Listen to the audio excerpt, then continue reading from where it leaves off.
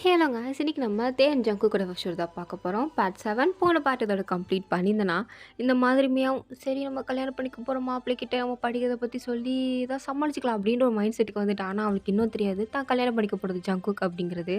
அதே மாதிரி இங்க எமியும் பிளான் பண்ணி தேங்க ஒரு சிக்கல்ல சிக்க வச்சிருப்பா. அவளோட ட்ரக்ஸ் எல்லாத்தையும் கடத்தி வச்சுட்டு என்ன கல்யாணம் பண்ணிக்கோ அப்பதான் இது எல்லாத்தையும் ரிலீஸ் பண்ணுவேன் அப்படிலாம் சொல்லிட்டு இருந்திருப்பா. அதோட அந்த பாட்டை நான் கம்ப்ளீட் பண்ணியிருந்தேன். So let's continue to the part 7. ஏய் என்ன நீ யாருன்னே எனக்கு தெரியாது. என் பொண்ணுன்ட்டும் நீ கிடையாது. அப்புறம் எனக்கு தேவையே இல்லாமல் என்னை மிரட்டிட்டு இருக்க. எல்லாத்தையும் கடிச்சிட்டு என்ன பண்ண போற? விற்க போறியா? இங்கே பாரு, இதெல்லாம் எனக்கு ரொம்ப முக்கியம். புரியுதா? இதுக்காக நாங்கள் ரொம்ப கஷ்டப்பட்டுருக்கோம். நான் மட்டும் இல்லை, எனக்கு பின்னாடி பெரிய டீமே வேலை செஞ்சிட்ருக்கு. நீ சொன்னில உனக்கு பின்னாடி ஒரு ஹேக்கர் டீம் வேலை செஞ்சிட்ருக்குன்னு. அதே மாதிரி இது ஒரு மிகப்பெரிய கேங்கே செஞ்சிட்ருக்கு. தப்பாயிரும். ஒழுங்கா என்கிட்ட இதெல்லாம் ஒப்படைச்சிட்டு பேசாமல் போ. அப்புறம் என்ன என்னை பார்த்தா என்ன பைத்தியக்காரி மாதிரி இருக்கா? இவ்வளோ தூரம் பிளான் பண்ணி ஸ்கெட்செல்லாம் போட்டு இதில் தூக்கிட்டு வந்து வச்சா நீ அசால்ட்டாக ஒரு லடாக் பேசிட்டு கொடு அப்படின்னு நான் தூக்கி கொடுத்துருவேனா? அதெல்லாம் கொடுக்க முடியாது. நான் உங்ககிட்ட அப்படி என்ன கேட்டேன்? ஜஸ்ட் இந்த கல்யாணம் பண்ணிக்கோ அது தானே சொன்னேன். அதுக்கு எதுக்கு நீ இவ்வளோ யோசிக்கிற? சொல்லு. ஏன் இவ்வளோ யோசிக்கிற? யாரி நீ? சம்மந்தமே இல்லாமல் வந்து எனக்கு கல்யாணம் பண்ணிக்கோ அது பண்ணிக்கோ இது பண்ணிக்கோன்னு கிரிஞ்சு பண்ணிகிட்டு இருக்க. யார் நீ ஃபஸ்ட்டு? நீ மூஞ்ச கட்ட ஃபஸ்ட்டு அப்படின்ட்டு மாஸ்க் எடுக்க வரான்.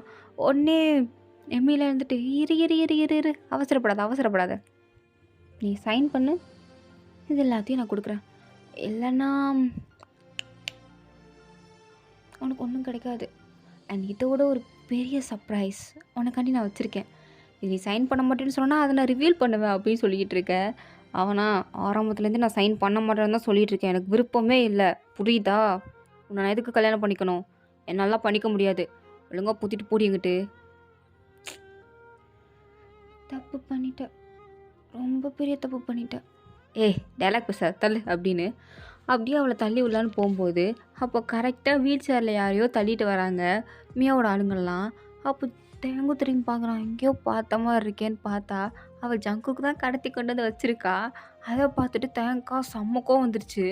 அப்படியே எம்மியோட கழுத்தை பிடிச்சி என்ன பண்ணியிருக்க நீ? என்ன பண்ணியிருக்க? எனக்கு வலிக்குது, விட்டு விட்டு வலிக்குது விட்டு. பாத்தியா இது யாருன்னு தெரியுதா? இல்லை நான் உனக்கு சொல்லணுமா என்ன? தேவையில்ல நினைக்கிறேன். நீ பார்த்ததை கண்டுபிடிச்சிருப்ப அது யாருன்னு. ஸோ நான் சொல்ல தேவையில்லைன்னு நினைக்கிறேன். உனக்கு புரிஞ்சதில்ல? ஸோ வேறு வழியே இல்லை. என்ன மீறி ஒன்றால் ஒன்றும் பண்ண முடியாது.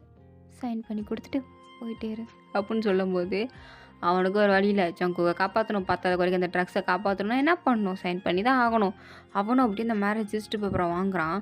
வாங்கி அப்படியே தேங்கன்னு சிக்னேச்சர்லாம் போட்டுட்டு அவகிட்ட கொடுக்குறான். அவன் ரொம்ப யார் பேர் போட போகிறா அப்படின்னு பார்த்துட்டு இருக்கும்போது அவளும் சைன் பண்ணுறா. பார்த்தா அது எம்மி அப்படிங்கிறது அவனுக்கு நல்லாவே தெரிஞ்சிச்சு. ஏன்னா அவன் நேம் தான் சைன் போட்டிருக்காளே. அப்படியே ஒரு மாதிரி செம்ம கோவம் மாஸ்க் அப்படியே பிடிச்சி இழுத்தா. அவள் சிரிச்சிட்டே, என்ன சார் ஃபைனலாக நான் உங்கள் ஸ்டூடெண்ட்லேருந்து ஒய்ஃபாக ப்ரொமோட் ஆகிட்டேன் போலையே அப்படின்றா. அவனுக்கு இருக்கிற கோவத்துலக்கு கன்னத்திலே பழம் அரைஞ்சிட்டு, என்ன ரொம்ப ஸ்மார்ட்டுன்னு நினப்போ? சொல்லுடி, ரொம்ப ஸ்மார்ட்டுன்னு நினப்போ? இதுக்கு அடுத்து தான் உன் லைஃப்பில் நீ கஷ்டமே பட போகிற. அவனும் பரவாயில்ல, பாவம் ஏதோ சின்ன பொண்ணு நம்ம பின்னாடி லூசுத்தனமாக சுற்றிட்டு இருக்கா, நம்ம எதுவும் பண்ண வேண்டான்னு பார்த்தா உனக்கு திமிரில்ல? என்கிட்டே விளையாடி இருக்கல. என் பொண்டாட்டியாக இருக்கணும்னு உனக்கு அவ்வளோ ஆசையா? இரு, அது எவ்வளோ கஷ்டம்னு உனக்கு நான் காட்டுறேன் அப்படின்னு அங்கேருந்து ஜங்குக்கு கூட்டிகிட்டு போயிட்டான். அவளா என்ன இவன் ரொமான்டிக்காக 4 வார்த்தை பேசுவான்னு பார்த்தா கன்னத்தில் வரைஞ்சிட்டு போயிட்டுருக்கான். அப்படி என்ன பண்ண? நான் ஒன்றும் பண்ணலையே, கல்யாணம் தானே பண்ணிக்கிட்டேன், இவனை இழுத்துட்டு ஓடியா போனேன் அப்படின்ற மாதிரி அவள் பண்ணது கரெக்டு அப்படின்ற ஒரு மைண்ட் செட்டில் தான் தேங்க பார்த்துட்ருக்கா. தேங்க கோவமாக போயிட்டான். இவ்வளோ என்ன பண்ணுறன்னு தெரியாமல் அங்கேயே உட்காந்துருக்கா. அங்கேருந்து நகரவே இல்லை. அவனோட அசிஸ்டண்ட் எல்லோரும் வந்து சொல்கிறாங்க, மேடம் வாங்க போகலாம், ரொம்ப இருட்டாயிருச்சு, உங்கள் அப்பா கால் பண்ணிகிட்டே இருக்காரு.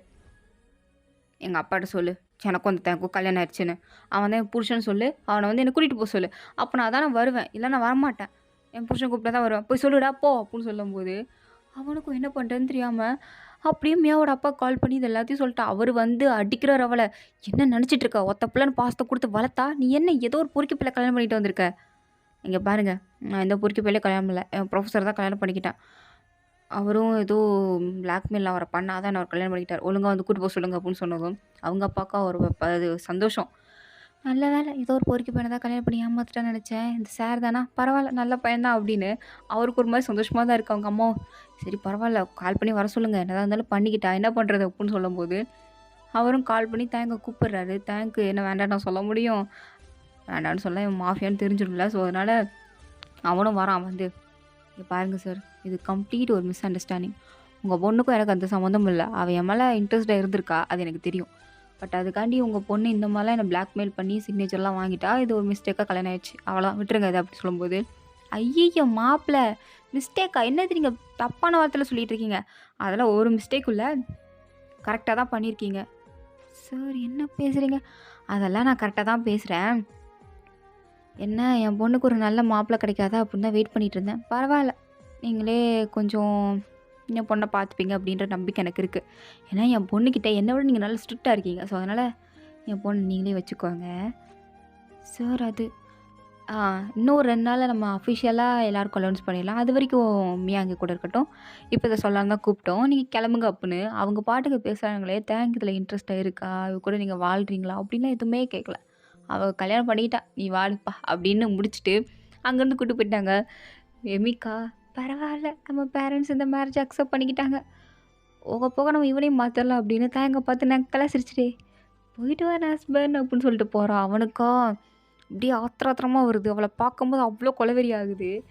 ஒரு மாதிரி டென்ஷனாக தான் அவனும் போகிறான். போய் பார்த்தா அந்த ஜங்குக் பையனை ரொம்ப அடிச்சிருப்பாங்க அப்படின்னு நினச்சான். அவன் ஹாயாக படுத்து தூங்கிட்டு இருக்கான். அப்போ தான் தேங்கு சந்தேகமே வருது, இந்த நாய் என்ன அடி வாங்கிட்டு ஹாயாக தூங்குது அப்படின்ற பார்த்துட்ருக்கான். மறுநாள் காலேஜுக்கா மியா வரவே இல்லைல்ல. ஸோ ஜங்குக்கு போர் அடிக்குது. சரி தேங்க் என்ன பண்ணான்னு பார்த்தா இந்த எம்மி வேறு ஸ்டாஃப் ரூமு அப்படின்னு கூட பார்க்காம 2 வெட்டிங் ரிங் எடுத்துகிட்டு வந்துட்டு, ஹனி இங்கே பாரு இது 2ல் எது நல்லாயிருக்கு.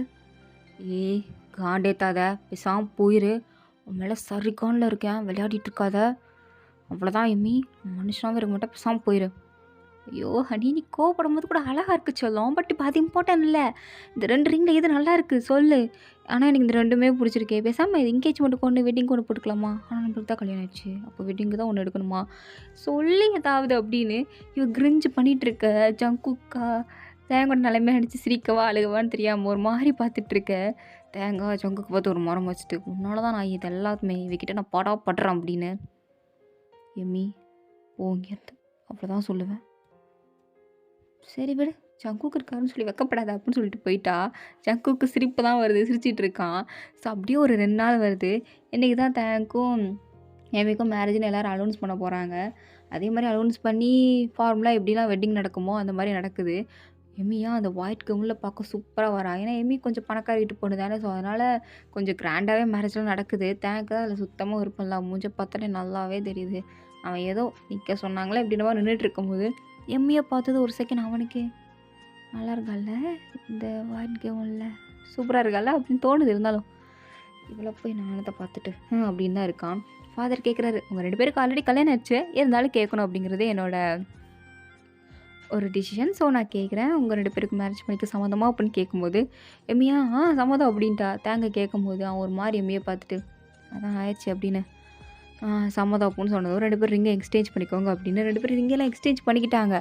நீங்கள் ஆல்ரெடி ஹஸ்பண்ட் ஒய்ஃப் தான், பட் இருந்தாலும் நான் சொல்கிறேன் நீங்கள் 2 பேரும் உண்மையாகவே இன்றைக்கி ஹஸ்பண்ட் ஒய்ஃப் ஆகிட்டீங்க, இதுலேருந்து நீங்கள் ஹஸ்பண்ட் ஒய்ஃபாக வாழ ஆரம்பிக்கலாம் அப்படின்னு சொல்லிட்டாரு. சொன்னதுக்கப்புறம் மியாக்கா எமிக்கா அவ்வளோ சந்தோஷம். அப்படியே தேங்கோட கையை பிடிக்க தேங்க அப்படி இந்த கையை எடுத்து விட்டுட்டு அவ்வளோதான் முடிஞ்சுல வா போகலாம் அப்படின்னு அவள் எடுத்துகிட்டு போயிட்டுருக்கா. அவளா இரு கிஸ் பண்ணும்ல அப்படின்னுட்டு இருக்கா. என்ன என்ன சொன்ன ஃபாதர் சொல்லுவார் பாரு அப்படின்னோடனே ஃபாதரை திரும்பி பார்க்குறாங்க. ஃபாதரா இப்போ கிஸ் பண்ணிக்கோங்க அப்படின்னு சொன்னதும் தேங்க் கிஸ் பண்ணுறதுக்குள்ளே இந்த எம்மி பிள்ளைய அவனை பிடிச்சி கிஸ் பண்ணிட்டு வனிட்ட ஃபாதர் அப்படின்னு சொல்லி பொக்கையெல்லாம் தூக்கி போடுறா. அது கரெக்டாக மியாவோட கையில் தான் போய் விழுகுது. மியாவாக பார்க்குறா, எனக்கே தெரியுமே எனக்கு கல்யாணம் ஆக போகுதுன்னு. அது இன்னும் ஸ்ட்ராங்காக இருக்கிற மாதிரி இந்த பொக்கையவே என் கையில் வந்து விழுந்துருச்சு. சரி பரவாயில்ல அப்படின்னு அதை அப்படியே ஸ்மைல் பண்ணி பார்த்துட்ருக்கா. ஜங்குக்கும் இதை தூரத்தை வந்து பார்த்துட்டு அடுத்து நமக்கு தான் அப்படின்ற மாதிரி ஒரு ரியாக்ஷன் நின்றுட்டுருக்கான். இங்கே எமியா அம்மா அப்பாக்கெல்லாம் பாய் சொல்லிட்டு அவ பாட்டுக்கு சந்தோஷமாக போயிட்டுருக்கா. எல்லா இடத்துலையும் பொண்ணுங்க அழுவாங்க. கொஞ்சம் மாப்பிள்ளை தான் சந்தோஷமா இருப்பாங்க. ஆனா இங்க அப்படியே ஆப்போசிட். அவ நல்லா சந்தோஷமா இருக்கா. இவனுக்கு தான் கடுப்பா இருக்கு. அப்படியே கூட உட்காந்துருக்கான். ஃபைனலா கார் கிட்ட வரைக்கும் 2 பேரும் ஏத்தி விட்டுட்டாங்க. ஸோ 2 பேரும் அப்படியே ஹனிமூனுக்கு அப்படியே ட்ராவல் பண்ணி போறாங்க. ஸோ இப்படியே மறுபடியும் ஒரு 2 நாள் கழிச்சு, இன்னைக்கு தான் ஜங்குக்கும் மியாவுக்கும் மேரேஜ்.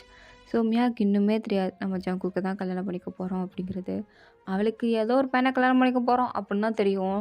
அவன் ஃபோன் நம்பர் கேட்டிருப்பா, ஃபோட்டோ கேட்டிருப்பா, கொடுத்துருக்க மாட்டாங்க. நீ கல்யாணத்தன்னைக்கு பார்த்துக்கோ அப்படின்னு சொல்லியிருப்பாங்க. ஸோ அதனால தான் அவள் இன்னைக்கு பார்த்துக்கலாம் அப்படின்னு அவ்வளோ அழகாக ரெடியாகி ரொம்ப பார்க்கவே சூப்பராக இருக்கா. எம்மி வந்து கல்யாணம் ஆகி போனதோட சரி 2 நாள் அவளுக்கு கால் பண்ணல, எதுவுமே பண்ணல. இவளும் கால் பண்ண ட்ரை பண்ணியிருப்பா. பட் ரீச் ஆயிருக்காது. ஜங்குக்குமே சேம் அதான். தேங்க் கால் பண்ண ட்ரை பண்ணியிருப்பான். பட் தேங்க் வந்து சுத்தமாக ரீச்சே ஆயிருந்திருக்காது. என்ன பிரச்சனைன்னு அவனுக்கும் தெரியல, மியாவுக்கும் தெரியல. ஒரு வழியா மியாவோட அப்பா வந்து மியாவை அங்கே ஸ்டேஜுக்கு கூட்டு போறாரு. அப்போ தான் மாப்பிள்ளையே பார்க்குறா. அப்போ தான் அவர் திரும்புறாரு. ஜங்குக் திரும்புறாரு. ஜங்குக்கை பார்த்து அப்படியே ஸ்டன் ஆகி போய் நிற்கிறா. அடுத்த ஸ்டெப் எடுத்து கூட வைக்கல. அப்படியே நின்னுட்டா. அவங்க அப்பா பார்த்துட்டு, என்னம்மாச்சு? அப்பா அது என்னோட சார்ல. ஆமாம்மா, உன் சார் தான். அது மட்டும் இல்லாமல் இதுக்கடுத்து உன்னோட ஹஸ்பண்டும் அவர் தான். என்ன சொல்கிறீங்க? ஆமாம்மா, அவர் தான் வந்து எங்ககிட்ட ஃபஸ்ட்டு மியாவை எனக்கு பிடிச்சிருக்கு, நான் கல்யாணம் பண்ணிக்கிறேன் அப்படின்னு சொன்னார். அதான் உனக்கும் அவருக்கும் நாங்கள் கல்யாணம் பேசினோம். அம்மா உங்ககிட்ட சொல்லலையா அப்படின்னு கேட்கும்போது, அம்மா சொல்லலை அப்படின்னு அவங்க அம்மாவை திரும்பி பார்க்க அவங்க அம்மாவும் பேசாமல் போய் கல்யாணம் பண்ணிக்கோ அப்படின்ற மாதிரி ரியாக்ஷன் கொடுக்குறாங்க. அவளுக்கு என்ன பண்ணுன்னு தெரியாமல் அப்படியே நின்றுட்டுருக்க. அவங்க அப்பா தான், வாம்மா வா, ஏன் கடைசி நேரத்தில் நின்றுட்டுருக்க, என்னாச்சு வா. ம் வரேன் அப்படின்னு அவளால் சுத்தமாக தாங்கிக்கவே முடியல. ஒரு மாதிரி கடுப்பாக தான் வரா. ஜங்குக்கு அப்படியே அவளோட கையை பிடிக்க, அவள் அந்த கையை பிடிக்க கூட இல்லை, சும்மா மேலே வச்சுட்டு அவள் பாட்டுக்கு அந்த ஃபாதரை பார்த்து நின்றுட்டுருக்கா. அவள் கண்ணில் அப்படியே கண்ணீர் அப்படியே பொங்கி வருது. இதை ஜங்குக்கு நல்லாவே நோட் பண்ணிட்டான். பட் அதை கண்டுக்கிறது இல்லை. ஃபாதரும் இப்போ கேட்குறாரு, உங்கள் 2 பேருக்கும் மேட்ச் பண்ணிக்க சம்மதமானு கேட்கும்போது ஜங்குக்கு சம்மதம்னு சொல்லிட்டான். அவள் மட்டும் என்ன சம்மதம் இல்லை நான் சொல்ல முடியும் இவ்வளோ தூரம் வந்ததுக்கப்புறம். அவளும் சம்மதம்னு சொல்லிட்டா. ஸோ அவரும் ரிங்கை கொடுத்து 2 பேரும் சேஞ்ச் பண்ணிக்கோங்க அப்படின்னு சொன்னதும் 2 பேரும் ரிங்கும் சேஞ்ச் பண்ணிக்கிட்டாங்க. இப்போ ஃபாதர் கிஸ் பண்ணிக்கோங்க அப்படின்னு சொன்னதும் ஒரு முறை தான் முறைக்கிறா. கிஸ் பண்ணிடுவியா நீ அப்படின்ற மாதிரி. சரி முறைக்கிறாளே அப்படின்னு ஃபோர்கேட்டில் மசும் சின்னதாக கிஸ் பண்ணிவிட்டு, போதுமா ஃபாதர் அப்படின்னு கேட்கும்போது, உங்களுக்கு போதும்னா எனக்கு போதும். இப்போ உங்கள் 2 பேருக்கும் ஃபைனலி மேரேஜ் ஆயிடுச்சு. நீங்கள் 2 பேரும் husband wife. So registration sign பண்ணிக்கோங்க அப்படின்னு சொன்னதும் அவங்களும் சைன்லாம் பண்ணி ரிஜிஸ்டர்லாம் பண்ணியாச்சு. இப்போ பொக்கேவை தூக்கி போடணும்ல, விருப்பமே இல்லாமல் சும்மா தூக்கி போட்டுட்டு வெட்டிங் கேக்கெலாம் கட் பண்ண சொல்கிறாங்க. ஜங்கு கூட்டிலாம் விடுறான். பட் அவள் வாங்குறதா இல்லை.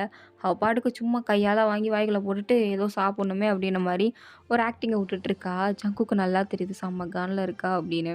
இருந்தாலும் எதுவும் கண்டுக்காமல் அவன் பாட்டுக்கு இருக்கான். ஆனால் என்னதான் ஆனாலும் அவங்க அம்மா விட்டு போகும்போது எனக்கு அழுகையாக வருது. அவங்க அம்மாவை கட்டி பிடிச்சி பயங்கரமாக அழுகுறாங்க. அவங்க அம்மா தான், இங்கே பாரு வயன், இத்தனை நாள் நீ எப்படி இருந்தியோ அதெல்லாம் விட்டுரு.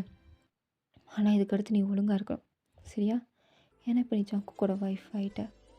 உனக்கு நான் என்ன சொல்கிறேன் அப்படிங்கிறது புரியுதாம்மா? புரியுது. ஏன் அம்மா உங்ககிட்ட ஜங்குக்கு தான் உன் ஹஸ்பண்டாக வரப்போகிறான் அப்படின்னு சொல்லலான்னா, சொன்னால் நீ ஏதோ ஒரு மனசை மாற்றிடுவியோ, கல்யாணம் வேண்டாம் அப்படின்னு நீ பேசுவியோ அப்படிங்கிறதுக்காண்டி தான் அம்மா அதெல்லாம் பண்ணல, சரியா? உனக்கு புரியும்னு நினைக்கிறேன். நம்ம ஃபேமிலி சுச்சுவேஷனுக்கு தகுந்த மாதிரி இருந்துக்கணும் போ அப்படின்னு அவளை அமுச்சு விட்றாங்க. அவளும் அப்படியே காரில் வந்து உட்காந்தவ தான், எதுவுமே பேசல, அப்படியே சைலண்ட்டாக இருக்க. கார் வீடு வரைக்கும் வந்துருச்சு. ஆனால் அவள் கார்லேருந்து இறங்கவே இல்லை. ஜங்குக்கு தான் அப்படியே கார் டோரையும் ஓப்பன் பண்ணி, என்ன இறங்குறியா இல்லையா சொல்லுங்க அப்படின்னு அவள் பாட்டுக்கு அந்த டிக்கியை ஓப்பன் பண்ணி அவளை லக்கேஜெலாம் எடுத்துகிட்டு இருக்கா. ஜங்குக்கே வந்து, நான் எடுக்கிறேன், இந்த கெவனை போட்டு நீ எப்படி எடுப்ப, கொடு நானே எடுக்கிறேன். இல்லை இது என்னோடய லக்கேஜ் தானே, நானே எடுத்துப்பேன், எனக்கு எடுக்க தெரியும், நீங்கள் தள்ளுங்க. ஓ மேடம் கோவமாக இருக்கீங்களோ? எனக்கு என்ன கோவம்? நான் என்ன கோவமாக இருக்க போகிறேன்? எனக்கு ஒரு கோவமும் இல்லை. மியா போய் சொல்லாத, எனக்கு ஒன்றுமே இல்லை. நீங்கள் தானே இப்போ சந்தோஷமாக இருப்பீங்க. நினச்ச மாதிரி என் வாழ்க்கையை நாசமாக்கியாச்சு, அவ்வளோதான், எல்லாம் முடிஞ்சில்ல, என் லைஃபே போச்சுல்ல அப்படின்ட்டு அவள் பாட்டுக்கு அவளை லக்கேஜெலாம் எடுத்து வச்சுட்டு அங்கேயே உட்காந்து அழுக ஆரம்பிச்சிட்டா. ஜங்குக்கு எப்படி சமாதானப்படுத்துறதுன்னு தெரில. அப்படியே அவளை ஒரு மாதிரி பார்த்துட்ருக்கான். இங்கே பாரு, தேவையெல்லாம் பழுது சீன் க்ரியேட் பண்ணாத, ஒழுங்காக உள்ளவா. நான் வரல, நான் ஏன் வரணும்? எனக்கு சுத்தமாக பிடிக்கல. எனக்கு இங்கே இருக்கிறதுக்கே பிடிக்கல. அது உங்களுக்கு ஒய்ஃபாக வந்ததை நினச்சா எனக்கு இன்னுமே கடுப்பாக தான் இருக்குது. என்ன வாழ்க்கை இது? ஏன் லைஃப்பில் வந்தீங்க? நீங்கள் வர்றதுக்கு முன்னாடி வரைக்கும் என் லைஃப் நல்லா தான் இருந்துச்சு. நீங்கள் வந்ததுலேருந்து சுத்தமாக நல்லா இல்லை. சுத்தமாக எதுவுமே சரியில்லை. எதுவுமே சரியாகவே நடக்க மாட்டேங்குது. தப்பு தப்பாகவே நடக்குது. நான் எதுக்குமே லாய்க்கு இல்லை, எதுக்குமே லாய்க்கு இல்லை அப்படின்ட்டு அப்பாட்டுக்கு அழுதுட்டுருக்க. ஐயோ ஏய், இப்போ நீங்கள் விடாமல் இங்கேயே உட்காந்து அழுதுட்டு இருந்தேன்னு வச்சுக்கோயேன், உன்னை அவ்வளோதான் தூக்கிட்டு போயிடும் பார்த்துக்கோ. வாயை மூடிக்கிட்டு கண்ணெல்லாம் தொடச்சிட்டு ஒழுங்காக வீட்டுக்குள்ளே வா, உன் லக்கேஜில் எடுத்துகிட்டு போகிறேன், புரியுதா அப்படின்னு அவன் பாட்டுக்கு வீட்டுக்குள்ளே போயிட்டான். அவளும் கண்ணெல்லாம் தொடச்சிட்டு சுற்றி முற்றி பார்க்குறா. அது ஒரு மாதிரி ஒரு சின்னதாக அந்த சிட்டிக்கு அவுட்டரில் இருக்கிற மாதிரி தான் இருக்குது அந்த வீடு. அந்த வீட்டு பக்கத்தில் இன்னொரு வீடும் இருக்குது. சேம் அதே மாதிரி ஒரு வீடு தான். அது யார் வீடுன்னு அவளுக்கு தெரில. அந்த வீட்டை ஒரு மாதிரி பார்த்துட்டு எவ்வளோ வீட்டுக்குள்ளே போகிறா. வீடெல்லாம் நல்லா தான் இருக்குது, நீட்டாக தான் இருக்குது. ஆனால் அந்த வீடு ஃபுல்லாகவே ஜங்குக்கும் தேங்கும் சேர்ந்த மாதிரி ஃபோட்டோஸ் அண்ட் சில ஃப்ரெண்ட்ஸ்லாம் சேர்ந்த மாதிரி ஃபோட்டோஸ் தான் இருக்கே தவிர்த்து அவனோட பேரண்ட்ஸ், அவனோட சின்ன வயசு ஃபோட்டோஸ் அது எதுவுமே இல்லை. அதெல்லாம் அப்படி சுற்றி முற்றி பார்த்துட்டு அந்த வீட்டுக்குள்ளேயே நின்றுட்டுருக்க. ஏய், ரூம் அங்கே இருக்குது, இங்கே என்ன பண்ணிகிட்ருக்க? ஒன்றும் இல்லை. ஓ, நம்மளோட புது வீட்டை சுற்றி பார்த்துட்ருக்கியா? புது வீடா? ஆமாம், ஜஸ்ட் இதை காட்டி ஒரு 2 months தான் இருக்கும். ஓ அப்படியா, சரி தள்ளுங்க அப்படின்னு அவள் பாட்டுக்குள்ளே போகலான்னு பார்க்க, சரி ரொமான்ஸ் பண்ணலாமே அப்படின்னு ஜங்குக்கு பிடிச்சி இழுத்துருப்பான். பட் அவள் என்னடானா, கையை விடுறீங்களா, நான் போகணும். என்ன பண்ணிகிட்ருக்க? இன்னுமா நீ என் மேலே கோபமாக இருக்க? இப்போ நான் என்ன பண்ணணும்? நீங்கள் ஒன்றும் பண்ண வேண்டாம், என்னை விடுங்க, எனக்கு அதுவே போதும். எனக்கு ரெஸ்ட் எடுக்கணும் அப்படின்ட்டு அவள் பாட்டுக்கு ரூம்குள்ளே போய் கதவை சாத்திக்கிட்டா. கதவை திறக்கவே இல்லை. அது ஜங்கு கூட ரூமும் தான், பட் அவள் திறக்கவே இல்லை. சரின்னு தேங்க் இவன் கால் பண்ண ட்ரை பண்ணான். அந்த பையன் கால் அட்டென்ட் பண்ண மாட்டேங்கிறான். ஸோ அப்படியே வெளியே ஒரு ஆர்னர் சவுண்டு தான் கேட்குது. இவனும் யாரா அப்படின்னு வெளில வந்து எட்டி பார்த்தா தேங்க தான் வீட்டு வாசல் நின்றுட்டு, டே என் வீட்டு சாவி விட்றா அப்படின்னு கேட்டுட்ருக்கான். டே மச்சான், கல்யாணம் ஆனதோடு சரி ஆளே காணோம், இப்போ தான் வந்திருக்க, என்னாச்சு? சாவியை கொடு. எம்மி எங்க? சாவியை குடுறா. சாவி தானே கேட்டேன். ஏய், எம்மி எங்கடா அப்படின்ட்டு பக்கத்தில் இருக்க கார் எட்டி பார்த்தா எம்மி அப்படியே ஏதோ பிரம்ம பிடிச்ச மாதிரி உட்காந்துருக்கா. அப்படி ஜங்குக்கு போய் பேசுகிறான். எம்மி எப்படி இருக்க அப்படின்னு கேட்டதும் அவள் பதில் கூட பேசலை. அப்படியே ஒரு மாதிரி எதையோ பார்த்துட்டு பேயறிஞ்ச மாதிரியே தான் உட்காந்துருக்கா. அவளுக்கு என்ன ஆச்சு அப்படிங்கிறது ஜங்குக்கே தெரில. தேங்க பார்த்து, இவளை என்ன பண்ண, நீ என்னடா பண்ண? உனக்கு என்ன? அவன் என் பொண்டாட்டிடா, நான் என்னனாலும் பண்ணுவேன், உனக்கு என்ன? தேங் சரியில்லை, ஏதோ பண்ணியிருக்கா. அவளை என்ன பண்ண? நான் ஒன்றும் பண்ணல, அவள் அப்படி தான். அதான் என்ன பண்ண? அதான் அவள் அப்படி தான் அப்படின்றான். ஸோ இதோட இந்த பார்ட் வந்து கம்ப்ளீட் ஆகுது. தேங்க்ஸ் ஃபார் வாட்சிங். ஸோ உங்களுக்கு பிடிச்சிருந்தா லைக் பண்ணுங்கள், ப்ளீஸ் மறந்துடாம சப்ஸ்கிரைப் பண்ணுங்கள். Okay, water bye, see later, பாய்.